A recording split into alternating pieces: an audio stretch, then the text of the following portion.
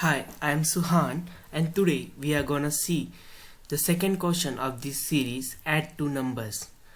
We are given two non-empty linked lists representing two non-negative numbers. Here we are given 243 and 564. The numbers are 342 and 465. You can see here, and we are asked to give the sum of the numbers in the reverse order in a linked list.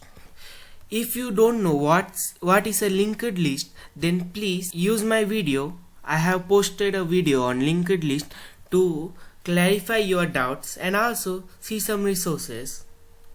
Now we will start. Here the digits are stored in reverse order as I mentioned, and each of their nodes contain a single digit. Means the digits are from 0 to 9 as they are single digits and non-negative. Add the two numbers and return the sum as a linked list. So here we have to find the sum and return this. This question has many solutions and I will be going to discuss three main solutions. One, recursion, basic solution, and a simple and mathematical solution. In this video we will see the most easy way to solve this question, or one of the most easy way.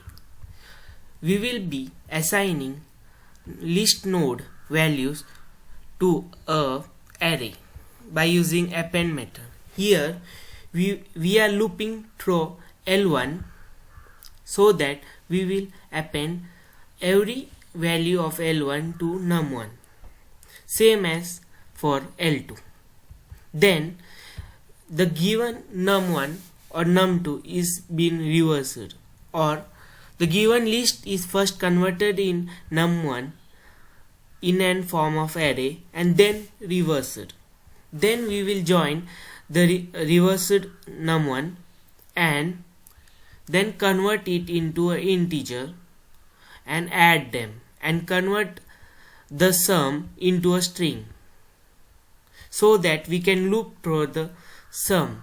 Now we are given that we have to return a linked list in a reverse order. So what I am doing is that assigning the value of head as none for initializing the head, and then you can see here, and then looping through the sum.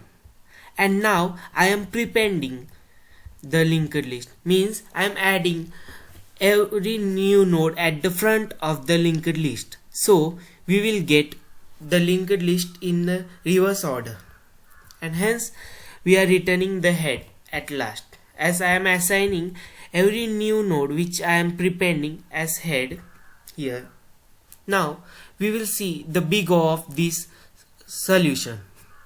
Here while L1 method is using big O of n, and while L2 is using big O of m. Here n and m are the number of elements in list node 1 and 2.